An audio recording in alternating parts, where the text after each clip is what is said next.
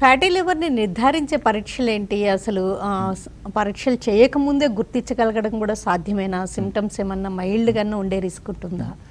So fatty లివర్కి ఉన్న risk factors మనం ఆల్రెడీ డిస్కస్ చేసుకున్నట్టుగా డయాబెటీస్ ఉన్న వాళ్ళలో కానీ, కొలెస్ట్రాల్ అబ్నార్మాలిటీస్ ఉన్న వాళ్ళలో కానీ, లేదా BMI మోర్ దెన్ 25 ఉన్న వాళ్ళల్లో, లేదా ఫ్యామిలీ హిస్టరీ ఆఫ్ డయాబెటీస్ ఉన్న వాళ్ళల్లో మనం కామన్గా ఫ్యాటీ లివర్ డిసీజ్ చూస్తూ ఉంటాం.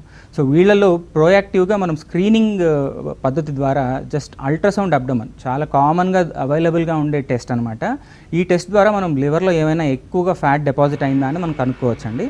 వన్స్ ఫ్యాటీ లివర్ అల్ట్రాసౌండ్లో డయాగ్నోజ్ అయిన తర్వాత మనం సింపుల్ బ్లడ్ టెస్ట్ LFT చేసుకుని తర్వాత ఇంకొక అడ్వాన్స్డ్ టెస్ట్ కాల్డ్ ఫైబ్రోస్కాన్ అనే ఒక టెస్ట్తో ఏ స్టేజ్లో ఉంది, ఫ్యాటీ లివర్ గ్రేడ్ 1లో ఉందా, గ్రేడ్ 2లో ఉందా, లేక ఫైబ్రోసిస్ స్టేజ్లో ఉందా, అడ్వాన్స్డ్ ఫైబ్రోసిసా, లేక సిరోసిస్ స్టేజ్లో ఉందా అనేది మనం కనుక్కోవచ్చు.